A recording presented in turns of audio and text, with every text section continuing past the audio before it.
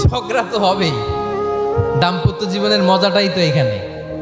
কখনো ঝগড়া, কখনো আনন্দ, একটু বৃষ্টি, একটু রোদ, একটু হাসি, একটু কান্না, ভালো লাগা ভালোবাসা শেয়ার করে নেয়া, মিলেমিশে একাকার হয়ে যাওয়া, ঠিক কি না?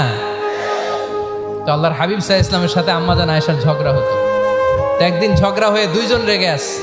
খবরদার দুইজন রেগে থাকবেন না, আবার একজন রাগলে আরেকজন থেমে যাবেন, কারণ এই ছোট্ট ঝগড়া থেকে এটা অনেক সময় বিচ্ছেদের দিকে গড়ায়। আমার প্রিয় ফরিদপুরবাসী, ভাবি রেগে গেলে আপনি রাইগেন না, ওই দিন আপনি একটু ঠান্ডা থাকেন। আবার আপনি রেগে গেলে, আমার মাইকের আওয়াজ যদি ভাবিরা শুনেন, আপনারা রেগে যায় না, একটু ঠান্ডা থাকবেন।